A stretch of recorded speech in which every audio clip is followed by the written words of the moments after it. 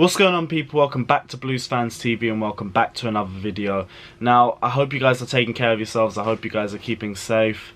And I know there's still not any football, and while there is barely any football, there's barely any news for us to present. But we're still here trying to deliver you the best daily content as we can. And there is some interesting content for us to discuss today, and we're going to be discussing the comments of a former Chelsea striker, Alvaro Morata. Now, he's had a couple choice words to say about Chelsea ever since he left us in January, and I think we knew that he wasn't going to be leaving us in any sort of good terms, especially after the last year and a half that he spent at the club.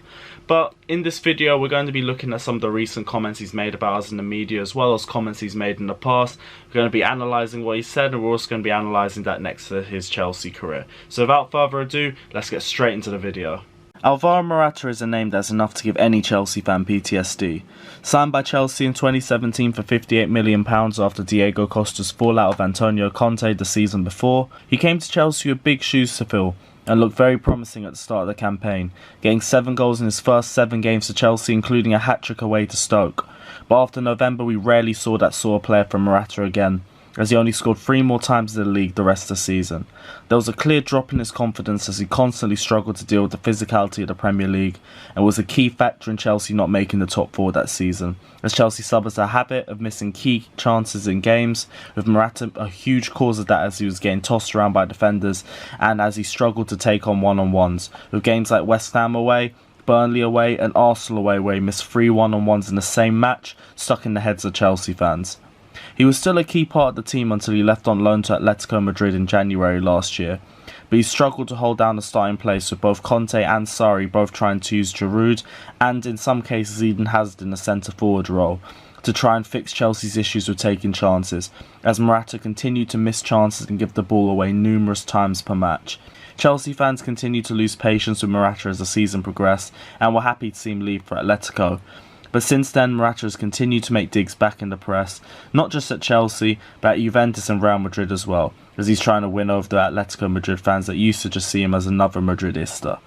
He's blamed the Chelsea teammates for his bad form, saying in November that his ex-teammates were driving him crazy, and also said that he had the feeling that when I got into space, my teammates would look at me and I knew they thought I wouldn't do anything good with the ball.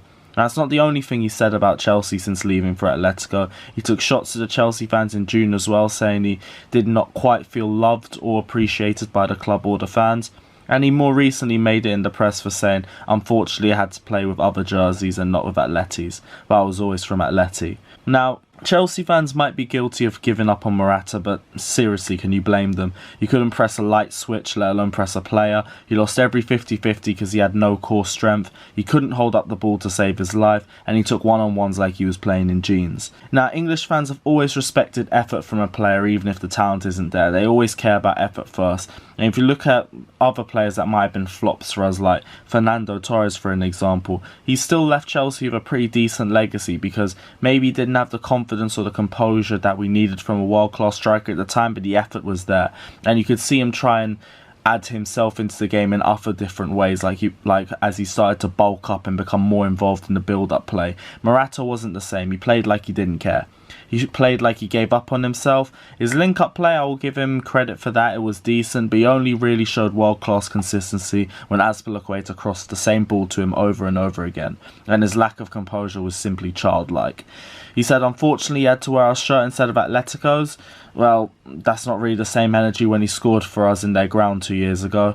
And personally, I think it's that shamelessness that encapsulates everything that Alvaro Morata is. Whether it's him sucking up to his new team that he used to troll on Real Madrid bus parades, or him blaming his old teammates for himself failing to adapt to the Premier League, Morata always has someone else to blame, and it's always been that weak mentality that has always stopped him from reaching his full potential. So all I can say personally is thank you, Alvaro, for pushing the move to Atletico so much, because the best thing you got for us is profit off the sale. Well guys, that is the end of the video. Let me know whether you guys agree or disagree with any of my comments down in the comment section below. If you guys like this video, don't forget to leave a like as well, and also don't forget to subscribe to Blues Fans TV as well. We're still trying to hit 100k. We don't know when we're going to hit at this point, but every subscriber counts. So if you haven't already, please don't forget to like and subscribe to Blues Fans TV. Don't forget to check out my personal channel, Carefree Lewis G, as well, and we'll see you guys very, very soon. Take care. Up the Chelsea.